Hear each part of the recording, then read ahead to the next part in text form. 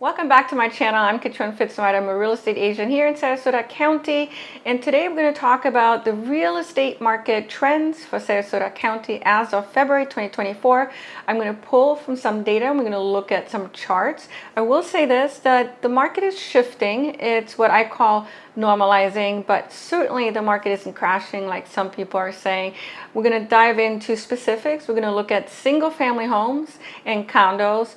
Both of these are going to be faring a little bit different. I'm going to give you my opinions of why that is. And without further ado, let's actually get into these charts. So this is going to be a data heavy video, but it's also data that's going to help substantiate what's currently happening in the marketplace and what my interpretation is around the data. Now, if you're new to my channel, I'm Katrin.pfitzenreiter. I'm a real estate agent in Sarasota County. If you haven't subscribed to this channel and you're looking for housing information for Sarasota, cool places to visit, really anything that's Sarasota related that is going to be important for us to know of, whether you're living here or moving here, subscribe to this channel. Also, if this type of video is interesting to you, like this video. I really do appreciate it. And let's get right into the chart.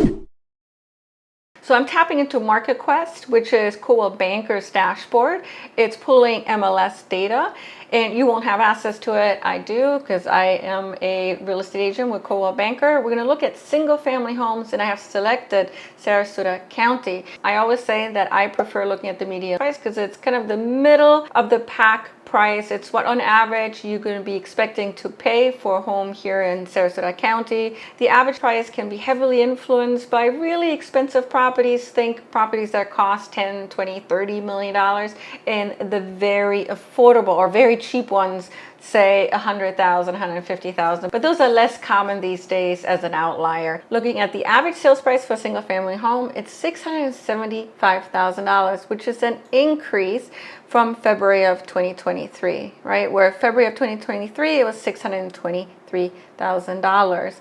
And the median sales price is now $475,000. Again, this is for Sarasota County, and that is an increase from the year prior where it was $469,000. So prices are not declining for single family homes. There is no market crash happening. Perhaps it will happen this year. I find it very doubtful because of the supply and demand imbalance. There are still far more people wanting to move to Sarasota County than leaving Sarasota County, or than there is supply in the market. And as long as the demand encompasses the supply, the prices are going to hold or they're going to increase. Though I do believe, given the mortgage interest rates, a lot of people are out on the sidelines. I do think that the prices aren't going to fluctuate that much this year. Maybe 1, 2, 3, 4% price increases. So if you're somebody that's still holding out, maybe you're hoping that the mortgage interest rates drop, well, then just wait a few months. Now, there's been a lot of publicity around the fact that the inventory level is just piling up, and that is absolutely true. We have a lot more inventory than we did in 2021 and 2022. Now, I will say this, that 2021 and 2022 were neurotic years when it comes to the real estate market, partially driven by COVID, and also the mortgage interest rates were historically low, so a lot of people took advantage of that. Of course, that hysteria is now over. What we should do is compare the data to the years where we were in a much more normalized market, and that is pre-COVID days. So going back to 2019, 2018 is kind of where I test the data today to really understand how we're tracking. If we're below, say, 2019, then I do think that that's an issue. Right now, if we look at the inventory level and we compare it to 2019, for example, the inventory level is still below where it was in 2019. But if inventory keeps piling up, yeah, then chances are prices are going to come down. Even with the unaffordability of purchasing a real estate home is so high right now, historically high, there's still a segment of the market that is able to afford today's prices. And a lot of them are paying in cash, and a lot of them are coming from New York, California, New Jersey, and Canada. And I don't think that trend of wanting to move to Florida is going to stop anytime soon. Now, with the insurance crisis, it's a little bit of a question mark, but I think much more in relations to where people want to live here in Florida. I think there's going to be a remigration happening, or people wanting to not move as much to the coast anymore. Certain coastal regions such as Cape Coral and Punta Gorda, some other places, Fort Myers Beach area, they're seeing price declines, and that's partially because insurance is getting really hard to get over there. But they also were hit really hard during the hurricane, and so I feel like there's a fear factor that really weighs into the decision of where to move to in Florida. And I believe that a lot of people who initially were interested in moving to, say, Fort Myers Beach or Cape Coral are now reconsidering their location choices, and perhaps that's bringing them more inward, or maybe they're targeting coastal areas because they want to live close to the coast still, but places that historically haven't been hit really hard, for example, Sarasota. And so